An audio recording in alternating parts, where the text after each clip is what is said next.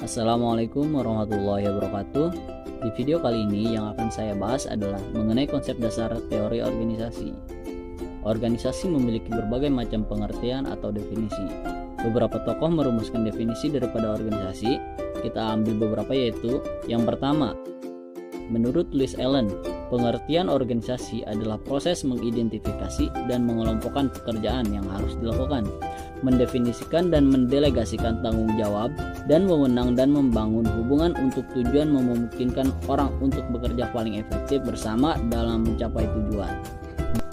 Dan yang selanjutnya ada Stephen Robin di tahun 1994 yang menyatakan bahwasannya organisasi adalah kesatuan sosial yang dikoordinasi secara sadar dengan batasan yang relatif dapat diidentifikasi, tersusun atas dua orang atau lebih, berfungsi atas dasar yang relatif terus-menerus untuk mencapai tujuan atau sekelompok tujuan bersama.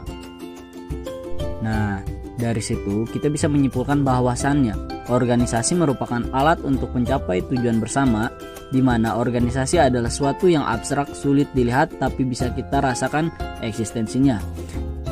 Kemudian organisasi itu terdiri dari 3 unsur. Yang pertama adalah kumpulan orang-orang, yang kedua adalah kerjasama melalui proses pembagian kerja, dan yang ketiga adalah tujuan organisasi. Sekarang kita akan membahas mengenai perkembangan dari teori organisasi. Secara umum, teori organisasi itu terbagi menjadi 3. Yang pertama adalah teori klasik, yang kedua adalah teori neoklasik, dan yang ketiga adalah teori modern. Baik, yang akan saya bahas terlebih dahulu adalah mengenai teori organisasi klasik.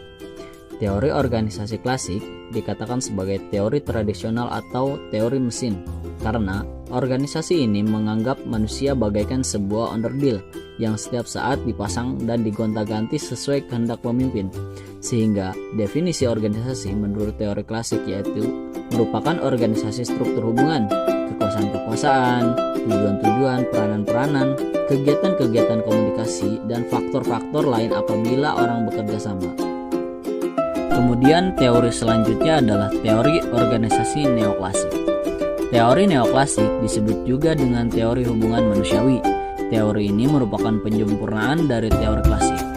Teori ini juga menekankan pada pentingnya aspek psikologis dan sosial manusia sebagai individu ataupun kelompok kerja. Dalam pembagian kerja, teori neoklasik memandang perlunya partisipasi, perluasan kerja, dan juga manajemen bottom up.